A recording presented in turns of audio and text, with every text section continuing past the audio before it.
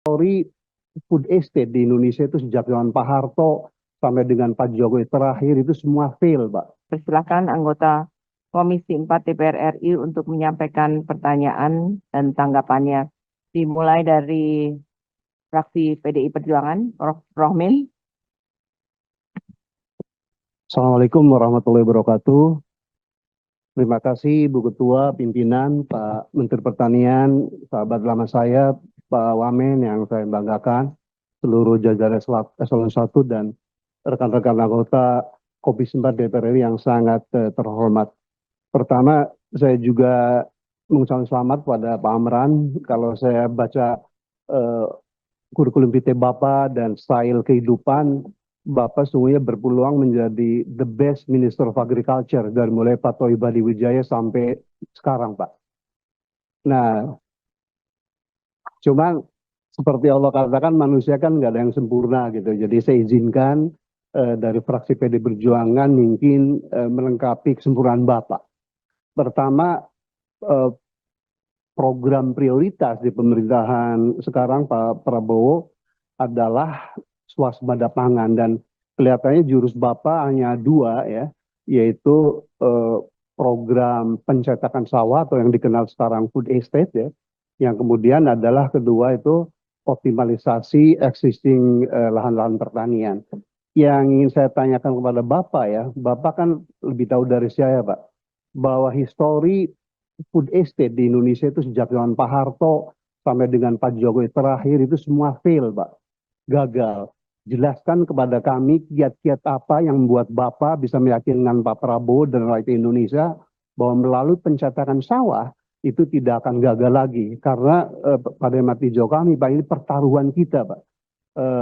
Visi misi Pak Prabowo sangat bagus karena pangan adalah hidup matinya sebuah bangsa menurut Bung Karno gitu. Jadi once ini gagal, sektor kita akan susah Pak untuk bounce back, untuk meyakinkan lagi Menteri Keuangan, Presiden berikutnya. Dan petani kita jadi tolong jelaskan ya supaya tidak gagal, karena saya kebetulan ketua AMDAL di 7 hektar Kalimantan Tengah Pak, contohnya menurut IPB waktu itu lahan yang sesuai itu hanya 100.000 hektar Pak, berdasarkan kedalaman gambut 1 meter. Jadi itu clear cut secara saintifik. Kalau untuk tanaman pangan nggak boleh kedalaman gambut tuh lebih dari 1 meter Pak Daryono ya. Tapi pemerintah waktu itu kan masakan begitu tuh menjadi 1 juta gitu. Nah saya selaku sahabat Bapak nggak boleh lagi tuh Pak memasakkan sulit lokasi taman pangan itu tidak sesuai dengan suitability land-nya gitu ya. Itu satu faktor. Kedua, kelihatannya on farm-nya pun kedodoran Pak gitu ya. Seperti kemarin di Kalimantan Tengah, di Sumatera Utara, boleh bilang nggak ada komoditas yang berhasil.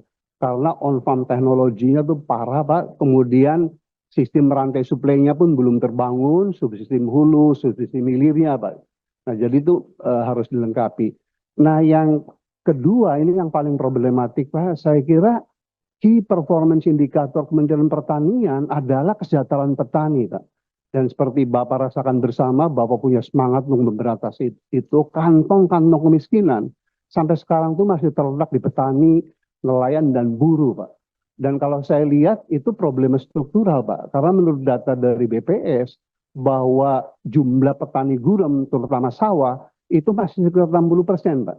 Jadi lahan usaha padi sawah terutama di Jawa yang di bawah 0,5 itu ada sekitar 60% Pak, di Indramayu, Cirebon, Subang gitu ya. Padahal menurut penelitian FAO dan IPB bahwa economic of scale dari padi sawah, Pak Menteri, itu adalah 1,5 hektar, Pak. Jadi kalau 1,5 hektar, baru hasilnya sekitar 7 juta per bulan, Pak. Itu yang dimaksud dengan Bank Dunia yang namanya prosperous family itu. Kalau menurut BPS hanya 2,9, Ibu Ketua itu. Kalau menurut Bank Dunia 7 juta. Jadi Bapak boleh menepuk dada sebagai seorang Menteri Pertanian berhasil kalau income petani itu at least 7 juta, Pak. Kalau belum itu, menurut saya belum sempurna, Pak. Nah, jadi bagaimana Bapak menjawab problem struktural ya yang sejak zaman Orde Baru sampai sekarang malah terjadi involusi, Pak. Karena waktu saya masih kecil, SD sampai SMP di Cirebon tuh usaha pertanian masih 1 hektar rata-rata Pak per keluarga. Sekarang udah 0,3, 0,4, Pak. Jadi siapapun menterinya, Pak Amran ya, Kalau lahan usaha padi sawah itu hanya 4 hektar, ya income-nya hanya 1,5 juta, Pak. Jadi how to overcome sebagai minister ya mengenai skala ekonomi yang tidak terpenuhi oleh padi sawah, Pak. Yang kedua adalah bahwa problema penyusutan lahan. Bapak lebih tahu dari saya, setiap tahun sawah produktif itu terkonversi rata-rata antara 100.000 sampai 150.000 hektar. Padahal kita punya undang-undang yang namanya lahan pertanian abadi. Nah, Bapak nggak bisa mengenforce. Saya tahun 97 ditunjuk Pak Ginanjar Pak sebagai Ketua Tim Nasional Penyusunan Pembangunan Pertanian Berindustri. Dalam studi itu, Pak Menteri, 70% keberhasilan sektor pertanian itu tidak di tangan Menteri Pertanian, Pak. Tetapi Menteri Perdagangan, Keuangan, ya Menteri PU gitu. Jadi Bapak kalau mau berhasil mengerem konversi lahan pertanian untuk yang lainnya, itu harus bekerja sama dengan yang lain. Dan Pak Prabowo saya aku yakin bisa, Pak. Karena beliau waktu pidato pelantikan itu benar-benar punya semangat tinggi ya, swasembada pangan is emas, Pak. Dan ini pertaruhan kalau 4 tahun lagi Pak Prabowo gagal mengikuti janji Pak Jokowi itu. Pernah swasembada pangan, nggak impor, tapi impor malah jor-joran ya. Ketiga, Pak Menteri, memang kasus impor, Pak, studi saya mengatakan bahwa 80% faktor impor adalah mafia pangan itu. Karena ingin fee-nya itu kan minimal 1.000 atau 2.000 per kilogram gitu ya. Jadi Bapak sebagai orang soleh harus tegar, Pak, bahwa hidup itu bukan hanya di dunia, tapi akhirat ya. Kalau Bapak ikut-ikutan di mafia impor ya petani akan sengsara terus gitu, Pak ya. Dan kemudian terakhir adalah bahwa akses petani terhadap kredit, Pak. Ya kan, memang sejak 2010-an sudah ada yang namanya KUR, Pak. Tetapi persyaratan 5C itu, Pak Menteri, itu masih diterapkan gitu. Jadi petani, nelayan itu masih terjerat tengkulak, Pak. Jadi pertanyaan kedua adalah bagaimana Bapak selaku seorang jenderal di Kementerian Pertanian mengatasi problem-problem struktural tadi, Pak. Mulai skala ekonomi, kemudian konversi lahan ke non pertanian ugal-ugalan, mafia impor dan seterusnya. Ibu Ketua, Pak Menteri dan hadirin, kalau saya boleh usulkan, Mbak, enough is enough, Pak Mas Jaili ya. Jadi untuk menyikapi impor itu, kalau saya boleh usulkan, Ibu Ketua, itu ada 3 klaster komoditi, Pak Menteri. Klaster pertama adalah kalau secara faktual, memang komoditas itu produksinya, Pak Menteri, udah lebih besar daripada kebutuhan nasionalnya. Nah kalau ada mafia, Pak Wamendo, demo kemudian ditumpuk, jadi harga naik ya, itu nggak boleh impor. Tetapi memang syarat pertamanya adalah satunya data, Pak. Saya ngikuti Bapak waktu itu bertemu dengan Pak Enggar ya, Bapak klaim produksi beras sudah cukup, Menteri Perdagangan bilang nggak cukup. Bapak yang kalah, impor gitu. Itu nggak boleh terjadi lagi, Pak. Komisi 4 100% akan membackup Bapak. Kalau memang betul-betul produksi itu lebih besar daripada si demand-nya, Pak. Enough is enough. Jadi contoh beras, kemudian jagung ya. Harusnya kedelai pun dengan varietas yang ditemukan oleh Profesor Alizum, oleh Saudara Hazriel di IPB, Pak. Harusnya kita mampu, Pak, untuk swasembada kedelai kalau kita bisa memberantas mafia itu. Kedua adalah klaster komoditas, Pak Menteri, Pak Wamen ya, yang sekarang memang demand-nya atau kebutuhannya lebih besar daripada si produksinya. Tetapi Bapak punya data, Bapak punya teknologi, kalau dengan ekstensifikasi dan intensifikasi itu within 3 tahun misalnya, mampu tuh, produksi itu akan lebih besar daripada si kebutuhannya, Pak. Jadi boleh impor selama 3 tahun itu, tetapi 2, importnya harus benar-benar national interest, jangan pada saat petani atau peternak kita lagi panen raya, kita impor, itu dosanya setengah mati tuh. Yang kedua adalah mulai sekarang Bapak tentukan gitu ya dengan para ahli, mana tuh komoditas yang existing masih defisit, tapi dengan kemampuan teknologi yang Bapak miliki, dengan areal yang masih ada, maka dalam 3 atau 2 tahun, 4 tahun bisa produksi lebih besar, Pak. Kita nggak boleh tidur di situ.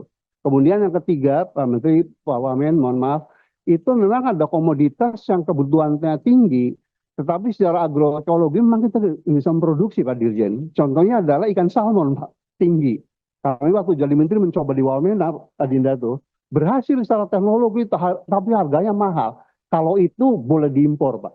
Iya kan? Jadi sekali lagi komoditas pangan, kalau dibutuhkan bangsa Indonesia, tapi secara sunatullah atau agroekologi itu nggak mungkin diproduksi di kita, itu boleh impor, Pak. Tapi lagi-lagi harus juga diatur. Saya kira dengan 3 skema itu, Pak Menteri, Bapak insya Allah menjadi Menteri Agriculture terbaik, Pak, untuk memberantas mafia pangan, dan PR Bapak itu flagship, Kementerian Bapak, flagshipnya itu adalah di kesejahteraan petani. Apapun Bapak mencetak sawah, ribuan traktor digelontorkan ke sana, kalau petani masih miskin, Pak, menurut saya fail, Pak. Saya kira itu betul-betul mudah-mudahan ini menjadi masukan yang konkret dan kita tidak jahiliyah lagi. Udahlah kita swada pangan sesuai keinginan Presiden Pak Prabowo dan rakyat Indonesia. Dan kemudian jangan lagi kita hanya bluffing, Pak, gitu ya, bahwa food estate yang akan kita bangun benar-benar tidak fail lagi, Pak. Karena kalau fail, saya sebagai sahabat Bapak, saya juga menderita malu gitu, Pak. Jadi sekali lagi kami Komisi 4 sejauh kita on the right path, kita akan tandem dengan Bapak dan jajaran untuk memastikan bahwa visi besar dari Presiden Pak Prabowo terwujud within 4 or 5 years at the latest. Terima kasih. Assalamualaikum warahmatullahi wabarakatuh. Waalaikumsalam. Terima kasih Pak Rohmin. Selanjutnya Pak Firman Subagio sebagai jubirnya Partai Golkar. Baik, terima kasih Ibu Pimpinan, Pak Menteri, Pak Wamen, kita jajaran yang hormati. Sebetulnya rapat ini sudah selesai, Bu.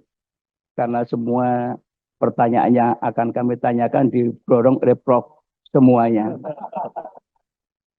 Jadi kelihatannya sudah